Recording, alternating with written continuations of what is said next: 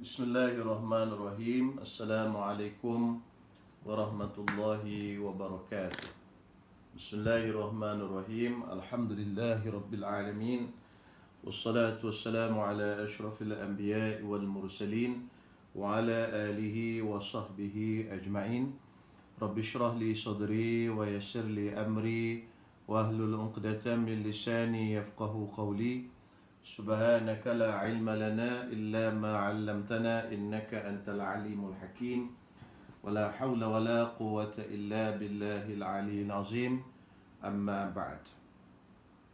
Alhamdulillah, segala puji dan syukur kita rafa'kan kehadrat Allah Subhanahu wa taala.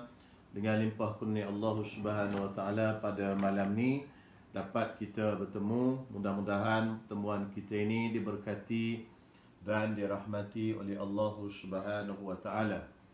Alhamdulillah, malam ni kita masuk kepada pelajaran yang seterusnya menggunakan kitab 132 Langkah Penyucian Jiwa karangan Syahid Dr. Muhammad Said Ramadan Al-Buti rahimahullah taala. Mudah-mudahan pertemuan kita pada malam ni diberkati dan dirahmati oleh Allah Subhanahu wa taala, insya-Allah.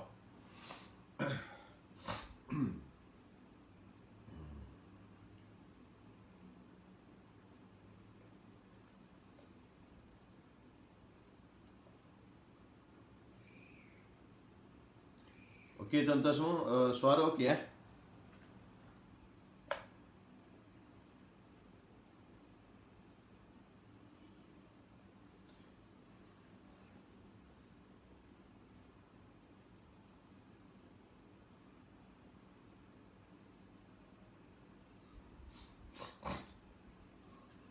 Bismillahirrahmanirrahim. Malam ni kita masuk pada muka surat ke-10.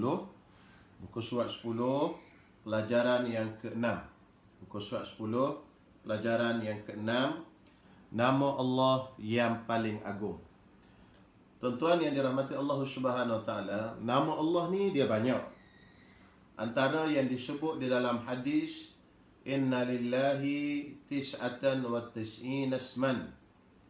Faman mi'atun illa wahidah faman ahsaha dakhala al-jannah. Sesungguhnya nama Allah Subhanahu wa taala itu ada 99. 100 kurang 1. Barang siapa yang menghafaznya, maka dia akan masuk ke dalam syurga. Jadi nama Asmaul Husna ada 99 nama itu. Kalau kita hafal nama 99 itu, insya-Allah dengan hafal saja. Kalau mengikut zahir hadis tu, kita hafal saja, insya-Allah salah satu daripada jalan untuk kita masuk ke dalam syurga. Tetapi itulah tuan-tuan semua, nampaknya bunyi senang saja, ada 99 nama. Tetapi kadang-kadang nak buat tu, nak hafal yang 99 tu, yang orang kata sikit je sebenarnya 99 ni kan. Pada hakikatnya sikit je. Tapi tuan-tuan semua, itulah berapa ramai di kalangan kita yang menghafal nama Allah Subhanahu wa taala yang 99. Ini. Jadi mungkin kita boleh cek diri kita, boleh soal diri kita, aku ni nama Allah 99 pun tak boleh hafal ya. Nama orang lain boleh hafal nama orang-orang yang lain, nama tak kisahlah nama siapa, kan? Banyak lagi nama-nama yang lain yang mana kita boleh hafal. Tetapi nama Allah Ta'ala, kalau tak boleh hafal, mungkin kita kena rasa malu sikit lah pada diri kita lah. Baik. Tetapi dalam nama Allah Subhanahu Wa Ta'ala yang banyak itu, ada juga nama Allah yang dipanggil Ismullahil A'zam. Nama Allah Ta'ala yang paling besar. Dan Ismullahil A'zam ni, tuan-tuan semua, Allah Subhanahu Wa Ta'ala berikan kepada kita umat Nabi Muhammad sallallahu alaihi wasallam. Tetapi Ismullahil Azam ni kita tak tahu hak mana satu. Ada di dalam apa benda, di dalam umat Nabi Muhammad sallallahu alaihi wasallam, tetapi riwayat yang menyebut nama Allah Taala yang paling besar sekali ni ada bermacam-macam riwayat. Ada khilaf, ada ulama kata begini, ada kata begitu, ada kata begini. Jadi saya ingat lebih kurang ada 12 pendapat yang menyebutkan nama Allah Al-Azam, nama Allah ya Ta'ala yang paling besar sekali. Dan nama Allah yang paling besar sekali ini pernah diberikan oleh Allah Subhanahu Wa Ta'ala kepada seorang lelaki di zaman Nabi Musa AS. Nama dia Bal'am bin Ba'ura. Dengan doa dia tadi itu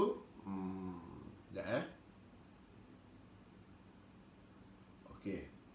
Dengan doa yang dia berdoa kepada Allah Ta'ala menggunakan Ismullahil Azam tadi, maka jadi orang kata jadi makbul doanya tadi.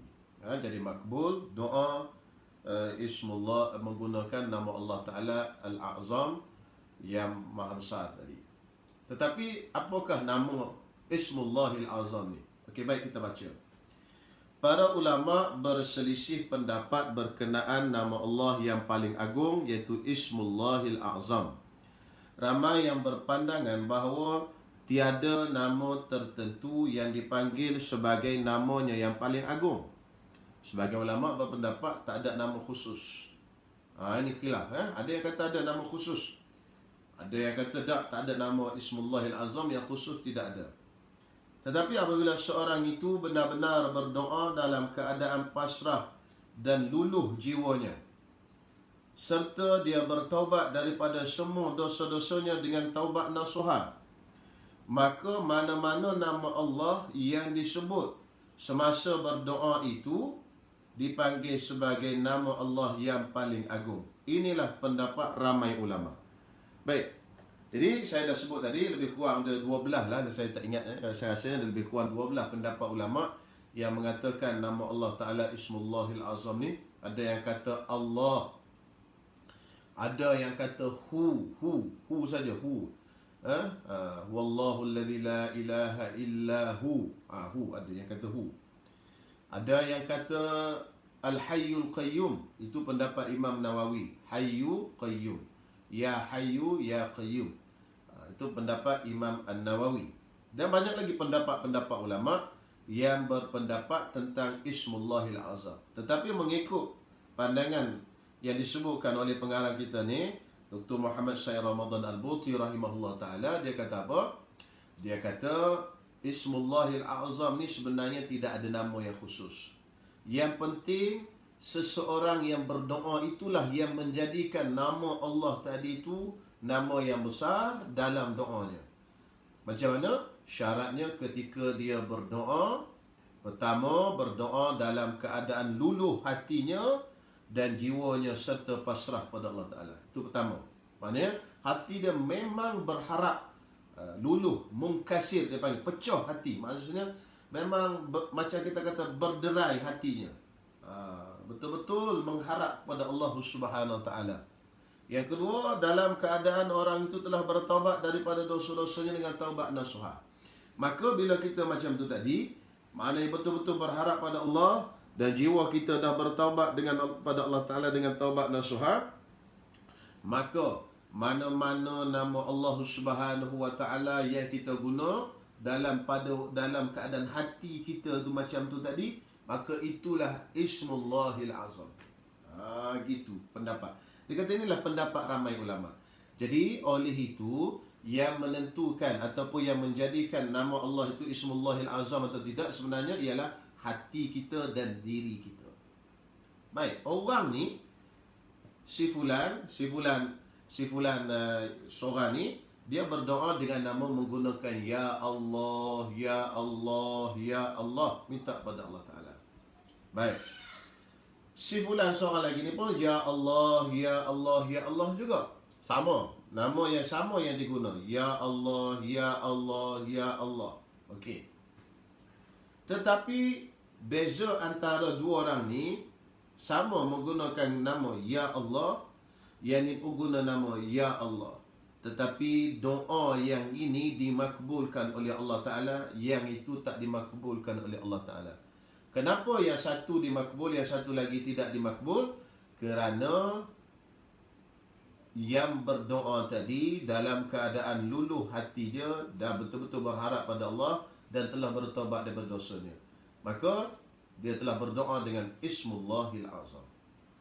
Tetapi yang seorang lagi walaupun guna kalimah Ya Allah yang disebut Ismullahil Azam juga, tapi dalam keadaan hatinya tidak luluh kepada Allah dan juga dia belum bertaubat, bergelumang dengan dosa yang banyak, maka pada waktu itu walaupun dia guna kalimah yang sama Ya Allah, jumlah yang sama, orang kata baca Ya Allah 1000 kali, dia pun baca Ya Allah 1000 kali, tetapi yang dimakbul, yang ini tidak dimakbulkan oleh Allah Ta'ala.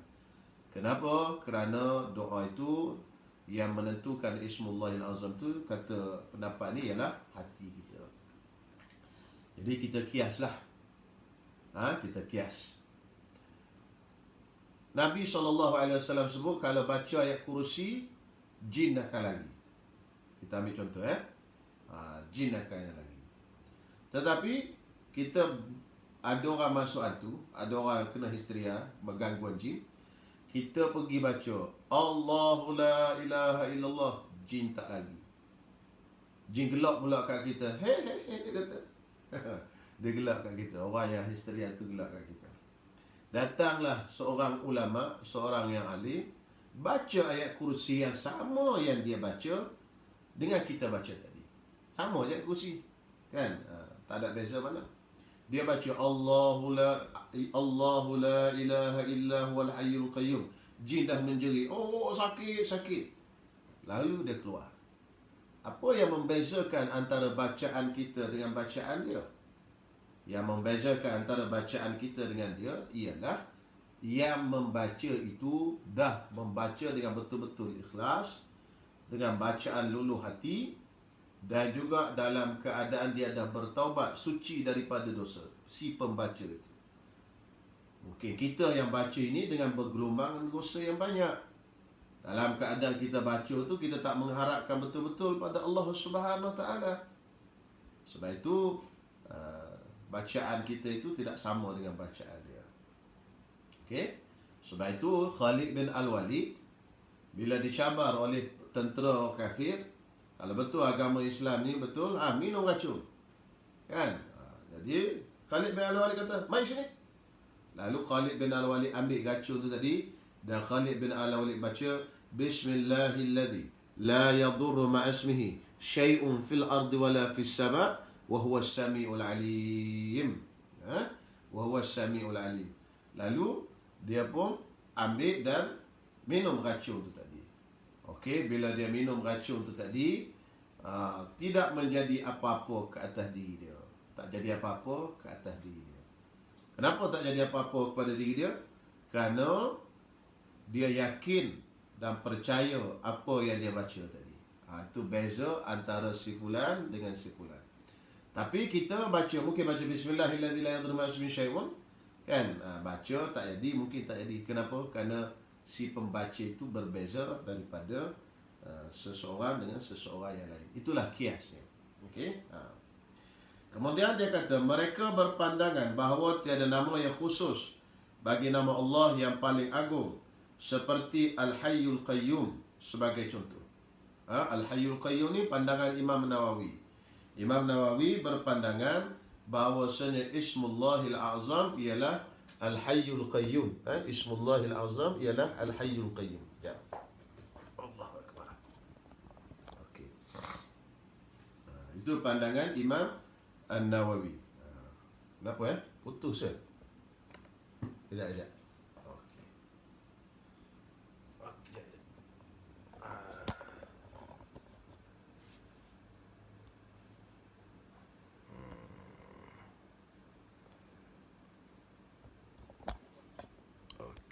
Kita pusing kamera.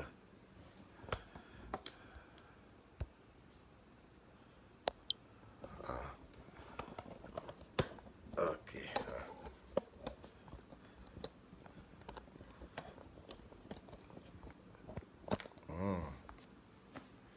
Pakai kamera depan. Putus ke Pasal apa Jelas tak? Gangguan sikit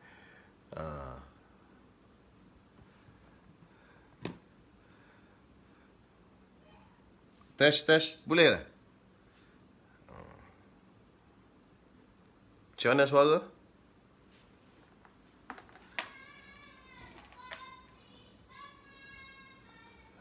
Okey. Jelas Mungkin ada berbeza-beza kot Ada yang jelas, tak jelas. Okey. Baik. Seterusnya kita sambung sikit lagi. Ada sikit lagi masa. Baik. Jadi mereka berpandangan bahawa tiada nama yang khusus, bagi nama Allah yang paling agung seperti Al-Hayyul Qayyum sebagai contoh.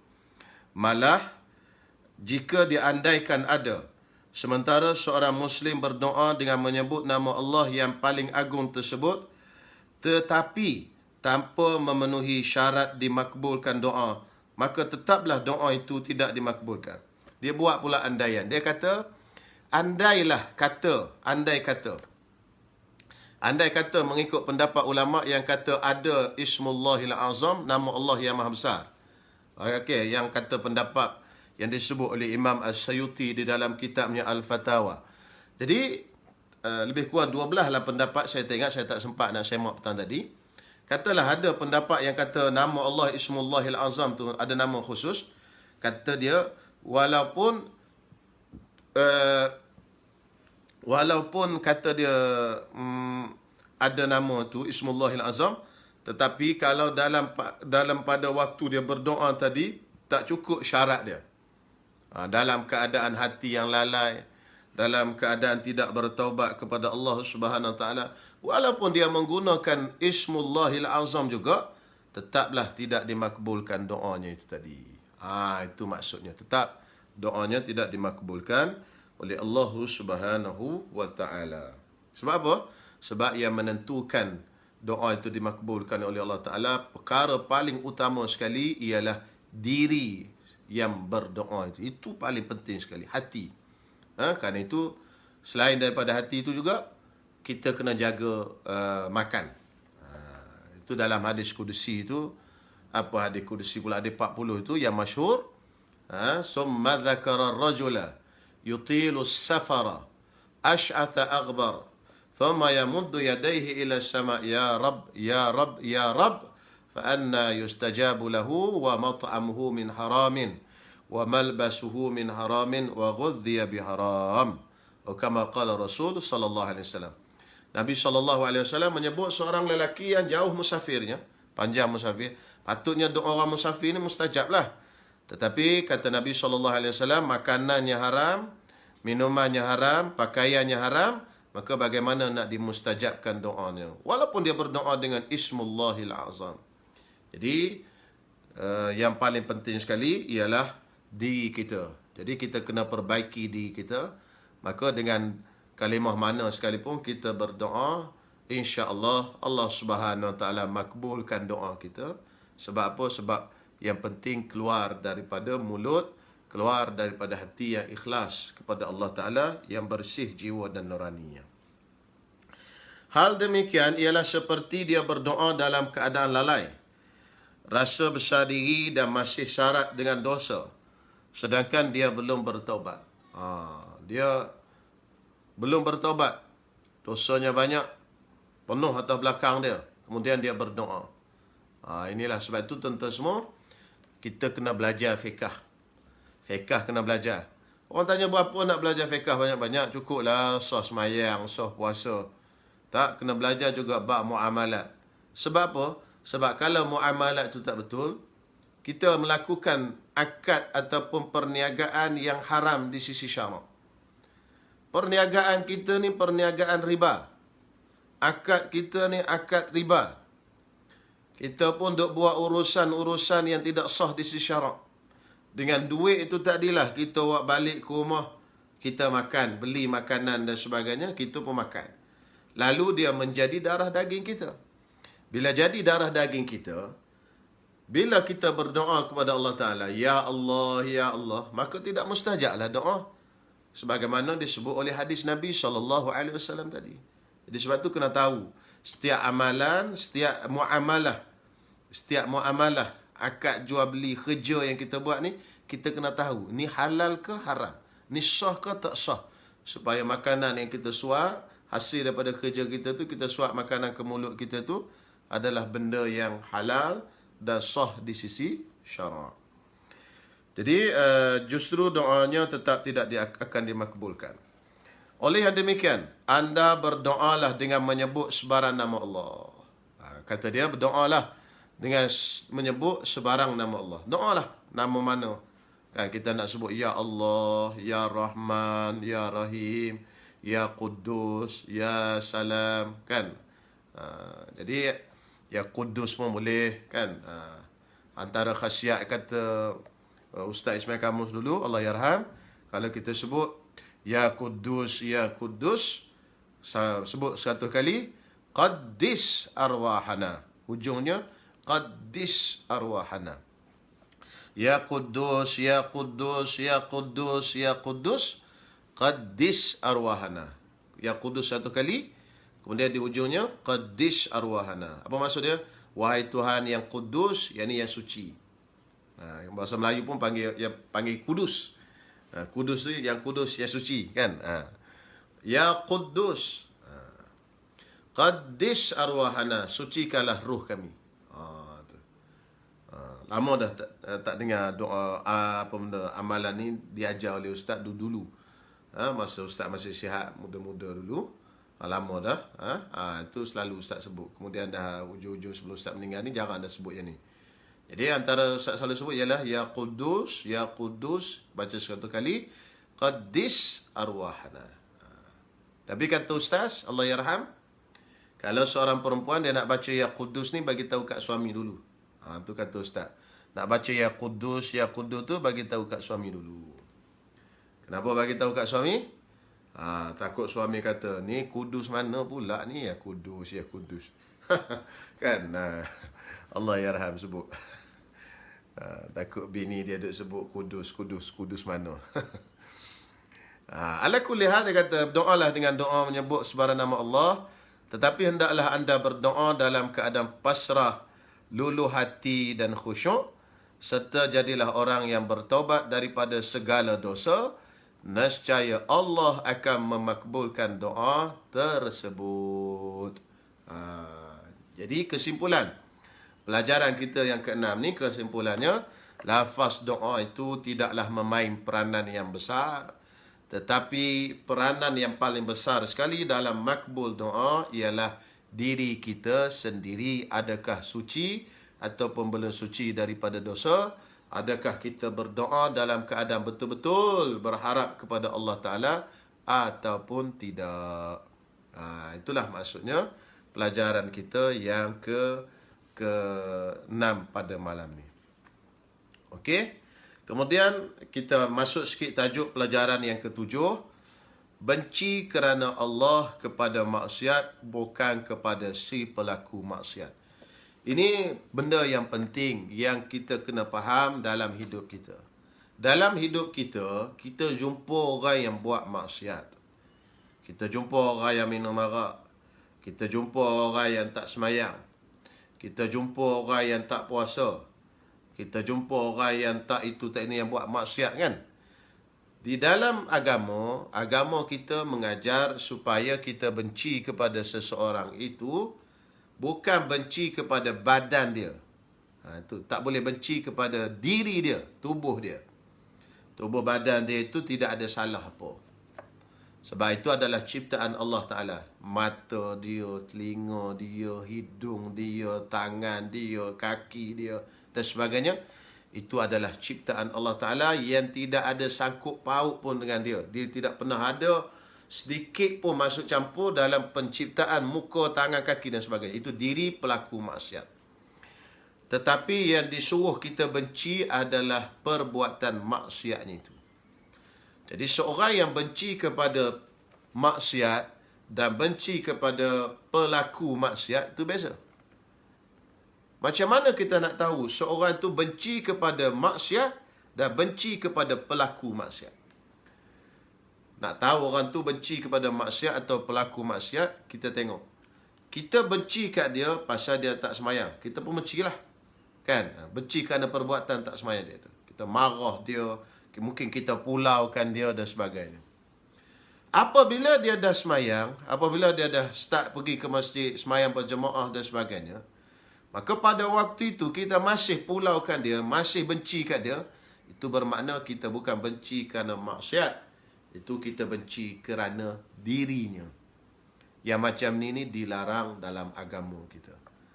Inilah kita nak bincang pada pelajaran yang ketujuh ini. Jadi kata dia, sesungguhnya Allah Subhanahu Wa Taala melarang seorang Muslim menaruh dendam atau kedengkian dalam hatinya terhadap mana-mana hamba Allah Subhanahu Wa Taala. Allah Ta'ala larang kita benci kepada fizikal, tubuh badan seseorang hamba Allah Subhanahu Wa Taala. Sama ada Muslim atau non-Muslim. Sama ada dia tu orang Islam atau orang kafir. Tak boleh benci pada fizikal, tubuh badan dia. Sebab apa? Sebab itu semua ciptaan Allah Ta'ala. Yang buat muka orang kafir tu Allah Ta'ala. Yang buat tangan orang kafir tu Allah Ta'ala. Yang buat tubuh orang kafir tu Allah Ta'ala. Maksudnya, kita nak benci fizikal dia tak boleh. Tetapi sekarang ni kita benci ke dia. Kenapa? Kerana dia menyimpan maksiat dalam badan dia tu. Dalam kerangka dia tu. Kalau orang kafir, kufur lah. Bila dia dah masuk ke dalam agama Islam. Bila dia dah masuk ke dalam Islam, maka hilang segala kebencian, kemarahan kita kepada dia. Kenapa? Kerana dia tidak ada dah benda maksiat pada badan dia itu tadi. Itu maksud dia. Ramai orang keliru dan tidak jelas mengenai kedua-dua perkara ini. Benci kerana Allah ialah seseorang yang benci kepada sahabatnya kerana suatu maksiat yang dilakukan. Tetapi dia bukan membenci orangnya, bukan membenci si pelaku maksiat. Sebaliknya dia hanya benci kepada maksiat yang dilakukan. Oleh itu, tatkala sahabat itu mula menghindari perbuatan maksiat tersebut, dia akan kembali memeluk sahabat itu, mengasihi dan berasa gembira dengan taubatnya. Inilah yang berlaku di zaman Nabi SAW. Ada 3 orang sahabat Nabi yang terleka dan tak masuk ke dalam perang Tabuk. Tak masuk dan terleka, tak masuk dalam perang. Okey. Jadi sahabat 3 orang ni, tuan-tuan semua, bila Nabi SAW balik daripada perang, dia tak pergi. Jadi 3 orang ni dipulau oleh Nabi SAW dan orang Islam. Itu arahan daripada Nabi SAW untuk pulau 3 orang ni. Jadi bila dipulau 3 orang ni tadi, kata mereka bertiga, dia kata kami seolah-olah dunia yang luas terbentang ini menjadi sempit sesempitnya. Maka bila keadaan macam tu, jadi macam mana? Tak lama selepas pada tu Allah Ta'ala menurunkan ayat untuk menerima taubat 3 orang tadi. Bila dah turun ayat ni, orang pun bagi tahulah kat 3 orang tadi, kata Allah Ta'ala dah terima taubat kamu bertiga. Lalu mereka bertiga ni datang ke masjid dan masuk ke dalam masjid. Sahabat-sahabat Nabi yang tengok mereka bertiga ni masuk ke dalam masjid, bangun dan meraihkan mereka dan berpeluk mereka. Dan peluk mereka. Jadi ni maksudnya pulau, kalau tak suka ke, tak apa ke, kerana maksiat.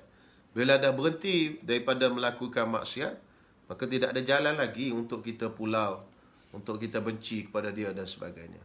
Itulah orang yang benci kepada maksiat, bukan benci kepada fizikal ataupun badan ataupun si pelaku maksiat itu. Walau bagaimanapun, jika berdendam dengan sahabatnya, maka tentulah dia suka melihat orang itu terjebak melakukan semakin banyak maksiat. Sebaliknya, jika dia mendengar sahabat itu bertaubat, dia akan berasa sakit hati. Inilah perihal orang yang dendam dan dengki. Bahkan kalau orang yang benci kepada fizikal orang tu, kalau dia dengar kawan tu dah bertaubat, kawan tu dah insaf, dia rasa tak puas hati. Oh, insaf pula kawan ni. Ish, kata dia. Biarlah dia buat maksiat betul saya mati dalam keadaan maksiat, tersedak air arak tu lagi bagus, kata dia. Maknanya dia bukan benci kepada maksiat, dia benci kepada fizikal ataupun individu seseorang itu. Itu bezanya. Rasulullah SAW bersabda, "Inna ad-dinu an-nasihatu." Qulna liman qala lillahi wa li kitabihi wa li rasulihi wa li a'immatil muslimina wa 'ammatihim. Terjemahan, tonggak agama ialah nasihat. Kami, yakni para sahabat, bertanya, buat siapa ya Rasulullah? Jawab baginda, mengenai keimanan kepada Allah, kitab dan Rasulnya, serta buat kepimpinan buat pemimpin dan kaum muslimin seluruhnya. Hadis riwayat Muslim. Adakah orang yang berdendam akan memberi nasihat? Orang yang berdendam tidak akan memberi nasihat. Oleh yang demikian, jika saya memberi nasihat kepada seorang kafir, saya tidak akan menasihatinya melainkan kerana belas kasihan saya kepadanya. Seandainya saya berdendam atau menaruh kedengkian dalam hati, tentulah saya tidak akan menasihatinya. Hal ini merupakan antara kewajipan yang paling sukar untuk dilaksanakan oleh seorang insan terhadap dirinya sendiri. Justru dia perlu mentarbiah, yakni mendidik hatinya dengan banyak berzikir kepada Allah agar hatinya itu tidak berasa sukar untuk menunaikan kewajipan ini, iaitu benci kepada maksiat, bukan benci kepada fizikal ataupun individu itu. Orang kafir benci kerana ada kekafiran. Jadi oleh kerana kita benci kepada kafiran itu, kita bagi nasihatlah supaya buang kekafiran itu. Tolong, agama ni tak bagus, agama ni tak betul, agama ni sesat, agama ni menyembah benda yang tak boleh memberi manfaat. Kenapa? Kerana kita bencikan kekufuran itu supaya dia buang benda itu tadi. Bila dia dah buang benda itu, kita pun terima dia, alhamdulillah, syukur. Tapi kalau orang yang berdendam, orang tu dah masuk Islam pun dia tetap berdendam. Kan? Kenapa? Kerana dia bukan benci pada maksiat, tetapi benci kepada fizikal seseorang itu. InsyaAllah habis. Malam besok, insyaAllah kita cuti. Okay, kita cuti. Sabtu, Ahad kita cutilah. Kuliah ni kita buat pada hari bekerja je lah. Hari Senin, Selasa, Rabu, Khamis, Jumaat. InsyaAllah Sabtu dan Ahad kita berehat sekejap. Bagi ruang mungkin tuan-tuan nak berjalan ke kat mana nak pergi, kan, mungkin nak keluar makan ke apa lepas isyak tu kan. Saya pun mungkin ada hal-hal lain, nak ke tempat lain dan sebagainya. Sabtu dan Ahad kita cuti. InsyaAllah kita jumpa pada hari Isnin depan pada waktu yang sama pukul 9 malam insyaAllah. Jadi kuliah kita ni insyaAllah lah sepanjang PKP ni 5 hari seminggu. Isnin, Selasa, Rabu, Khamis, Jumaat. Okey, Isnin, Selasa, Rabu, Khamis, Jumaat. Kemudian Sabtu dan Ahad kita berehat. InsyaAllah. Baik. Saya tengok kalau ada soalan lah.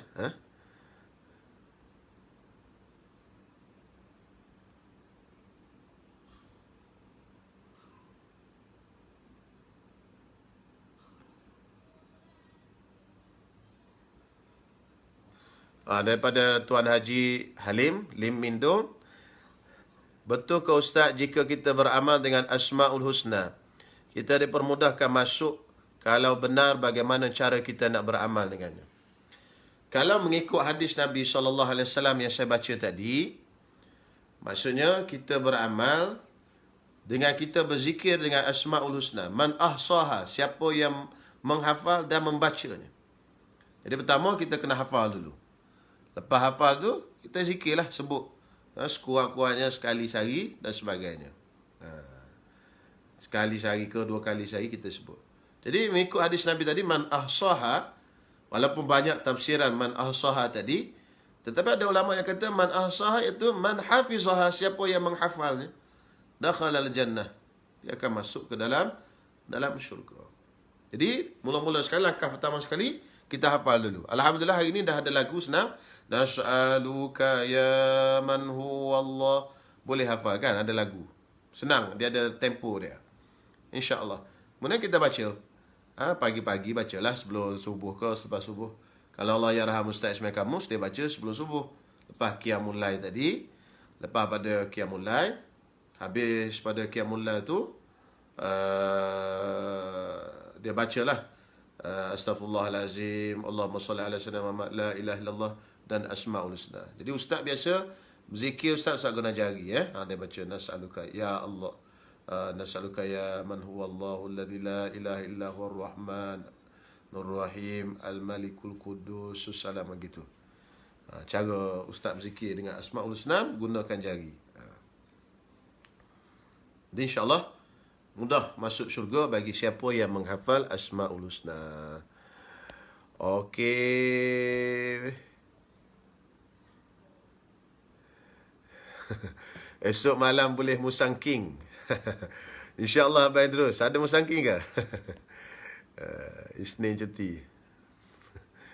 Okey, Dr. Azlina, stay home, stay safe. Ustaz, jangan ke sana ke sini. InsyaAllah saya tak ke mana kot. Cuma bagi ruang, mungkin ada yang emergency lah satu hari ya. InsyaAllah.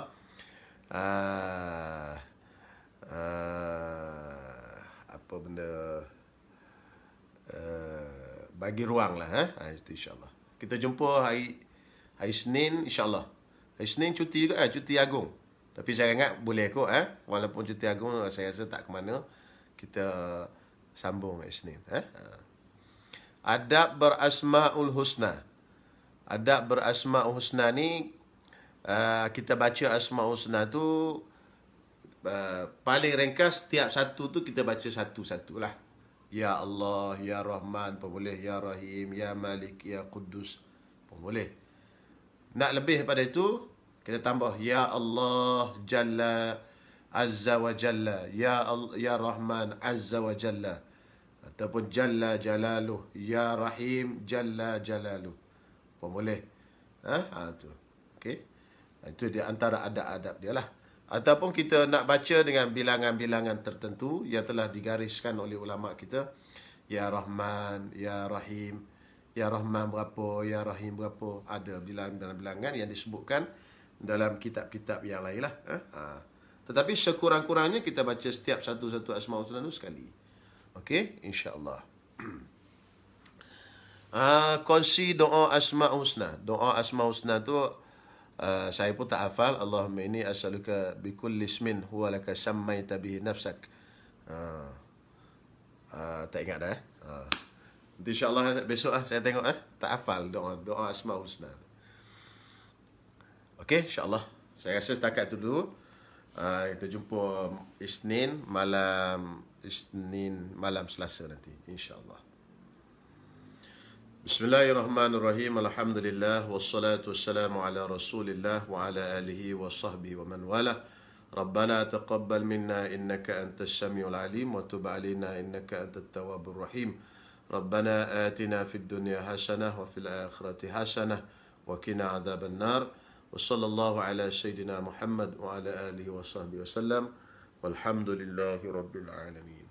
Assalamualaikum warahmatullahi taala wabarakatuh. Ada soalan baru naik. Tak apalah, saya bawa ke malam besok insya-Allah.